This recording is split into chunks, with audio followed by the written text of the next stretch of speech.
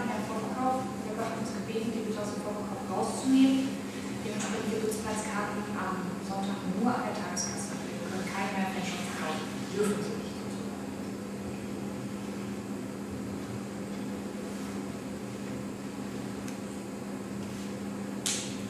Ja klar, wir haben es Montag angekündigt, dass es jetzt Platzkarten gibt, deswegen entschuldigen wir das immer bei euch. Richtig still.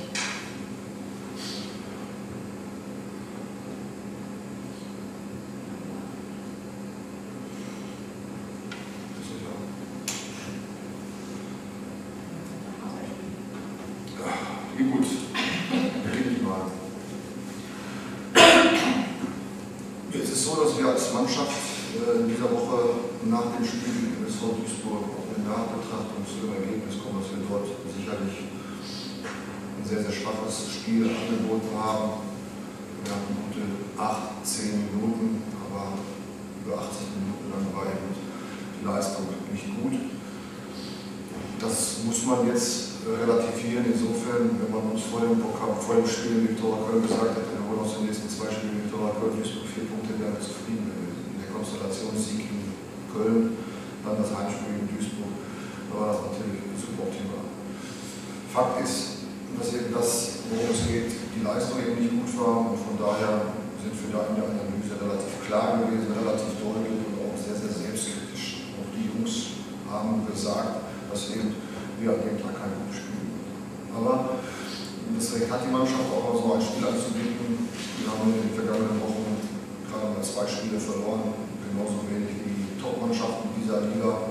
Nur eben, um auch zu diesen Top-Mannschaften der Liga zu gehören, muss man eben das, was wir immer sagen, diese Konstanz besitzen und dann eben diese vermeintlich in Anführungsstrichen einfachen Spiele gewinnen. Dazu sind wir halt momentan, ich will nicht sagen, noch nicht in der Lage, aber da fehlt uns noch eben das nötige, ich will nicht sagen Erfahrung, aber eine gewisse Komponente an Cleverness, an Robustheit, denn dieses Spiel hat ja nicht deshalb positiv für uns geendet, weil wir schlechter waren, sondern weil wir in vielen Situationen einfach nicht geil genug waren, nicht heiß genug waren und in vielen Situationen, in puncto Zweikampf, Aggressivität, haben vieles liegen gelassen und von daher von der Organisation als zweiten Punkt zu lang gestanden haben.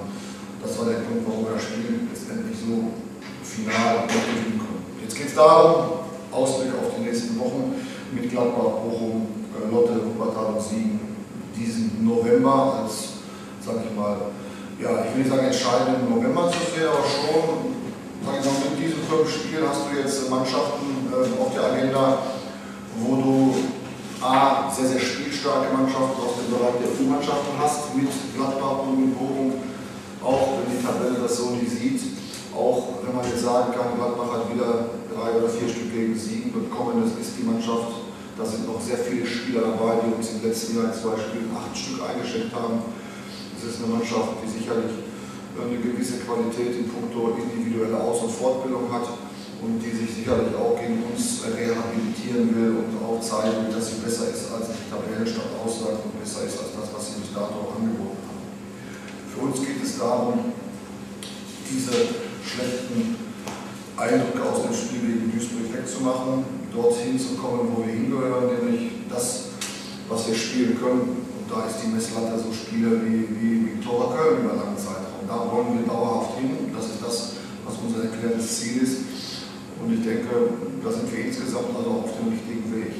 Auch das ganz deutlich und auch in der Klarheit. Diese Schwankungen von Leistung, diese Schwankungen von heiß, also von wirklich guten Aktionen und weniger guten Aktionen, ist auch ligaübergreifend völlig normal. Das Problem ist, ich war einen Tag später bei Velbert gegen Viktoria Köln. Viktoria Köln war kein Gott besser als Velbert. Und sie haben halt in den entscheidenden Situationen dann immer 2, 3 Aktionen, 2, 3 individuelle Aktionen, die so ein Spiel entscheiden können. Das fehlt uns momentan. Aber insgesamt denke ich, werden wir das Spiel aufarbeiten. Das haben wir getan. Wir sind uns darüber im Klaren, was nicht gut war. Wir sind jetzt vorbereitet auf das Spiel gegen Gladbach. Kevin Avci kommt zurück, er wird spielen, denke ich. Da gibt es keine 2 Meinungen, dass er uns fehlt. Und von daher wird man sehen, wie die nächsten Tage sich noch entscheidend entwickeln werden. Wir können mehr oder weniger voll schöpfen. Die Vakanz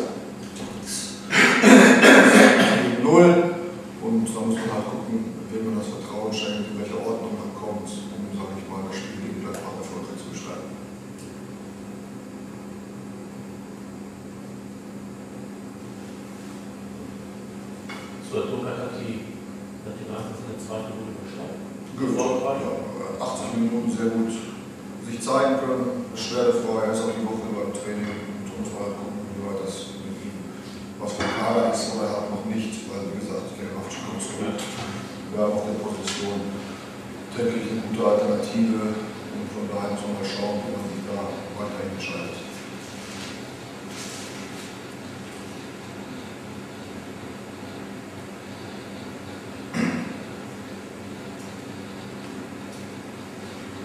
Kannst du denn aufgrund der schlechten Leistung gegen Duisburg da irgendwie personelle Änderungen zunehmen? Ja, das kann sicherlich eine personelle Änderung insofern vornehmen, dass Kevin Haftschütz zurück in die Mannschaft kommt. Aber darüber hinaus, wer war gut und wer war so schlecht, dass wir ihn alleine oder im Kollektiv hätten opfern müssen.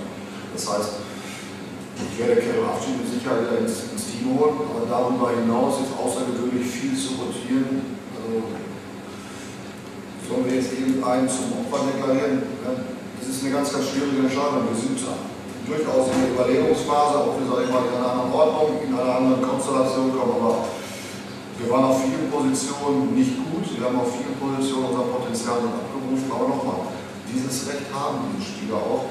Denn es waren ja, sage ich mal, sehr, sehr viele dabei, die eine Woche zuvor sehr gut gespielt haben. Von daher haben alle unter Beweis gestellt, dass sie in der Lage sind, auch anders Fußball zu spielen. Und von daher sollte man dieses Spiel mit MSV Duisburg auf die Agenda nehmen, analysieren, auch, sage ich mal, klar und deutlich das ansprechen, was nicht gut war. Aber jetzt den einen oder anderen exemplarisch opfern, ist nicht unbedingt.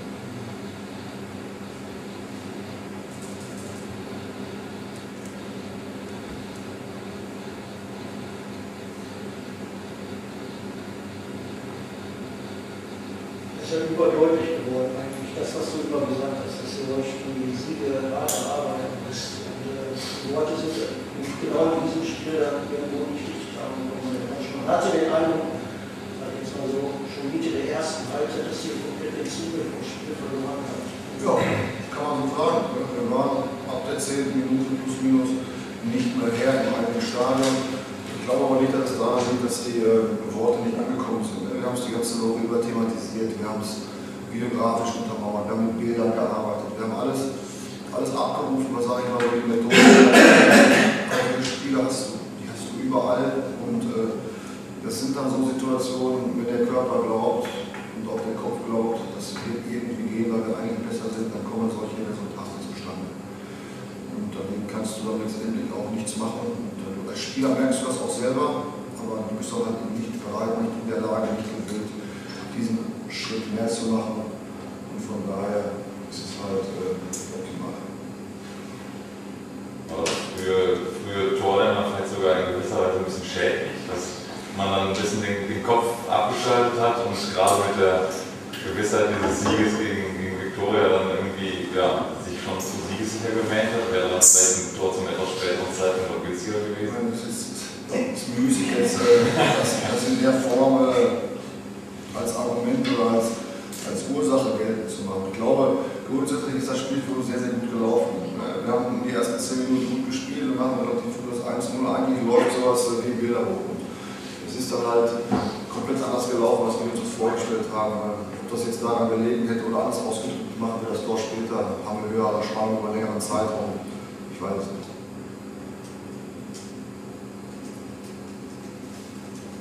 War das die Mannschaft jetzt so siegessicher? Also ich meine, dass die Mannschaft ist alles ausgedrückt. Ich glaube schon, dass wir das Bewusstsein haben dürfen, wenn wir zu Hause gegen MSV Duisburg spielen, dass wir uns mit dem Selbstverständnis dorthin stellen und sagen, wir wollen dieses Spiel auf jeden Fall gewinnen. Das ist aber nicht diese Sicherheit oder diese Siegessicherheit, die man als Arroganz, als Überheblichkeit erklären sollte. Wir waren uns überzeugt, dass wir in der Lage sind, diese Gegner zu Hause zu schlagen. Wir sind davon überzeugt, dass wir eine gute Mannschaft sind. Wir sind davon überzeugt, dass wir solche Gegner, egal wie sie heißen, besiegen können. Wir wissen aber auch, dass wenn bei uns einige Räder nicht so gedreht werden, wie es nötig ist, um das komplette System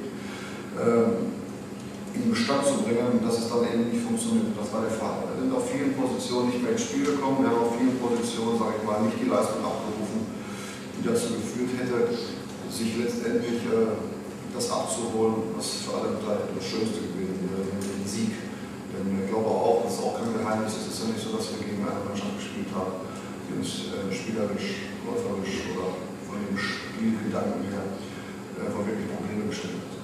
Es haben dann ab der 10., 12. Minute 2 Mannschaften gegeneinander gespielt, die beide wirklich nicht unbedingt sehr viele Zuschauer angeboten haben. Man kann das ja auch umdrehen. Also es hat ja nach dem Spiel keinen gesprochen, der gesagt hat, ihr hättet ein Spiel gemacht. Also die Spieler waren ja alle sofort auch dabei und haben gesagt, also normalerweise hätten die 8000 Zuschauer, die da waren, über 80 Minuten pfeifen müssen. Das jetzt alle wissen, da haben wir es gut zu machen. Und vielleicht ist das ja auch eine Geschichte, die man nutzen kann für Gladbach. Absolut konform, das ist das, was ich gesagt habe. In der Analyse waren wir klar, auch sehr einsichtig, auch sehr selbstkritisch. Und jetzt geht es eigentlich darum, den Hebel, den Schalter umzulegen und das abzurufen, was uns eigentlich auch stark machen kann und das, was wir auch eigentlich vernünftig spielen können.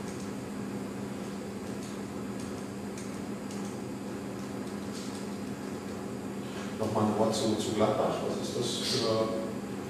Ja, momentan ist es natürlich auch irgendwo sehr, sehr schwer einzuschätzen. Wenn wir jetzt, sag ich mal, deutlich verloren haben, davor 2-mal gewonnen. Sie sind, sag ich mal, insgesamt nicht so stabil und so konstant wie im letzten Jahr.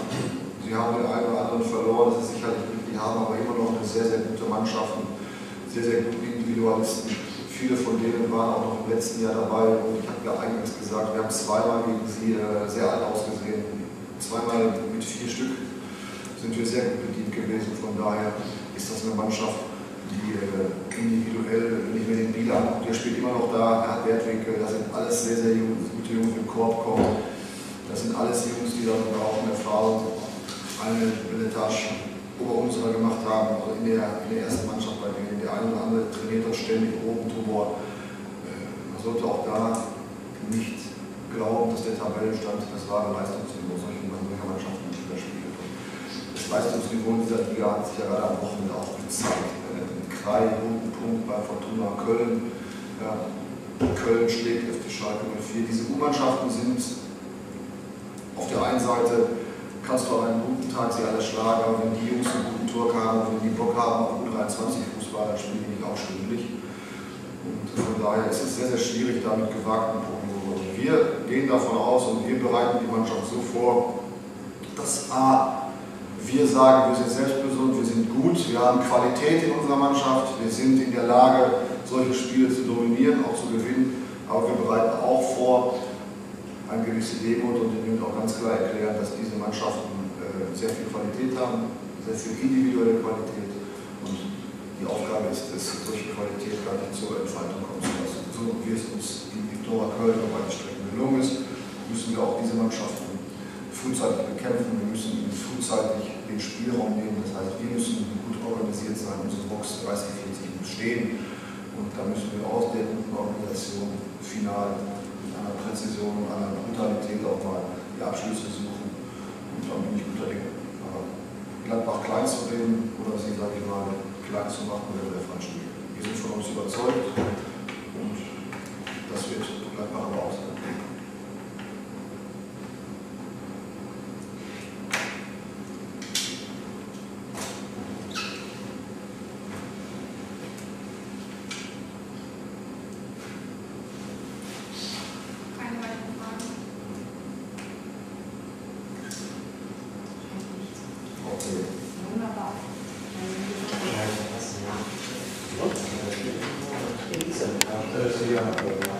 Das war's?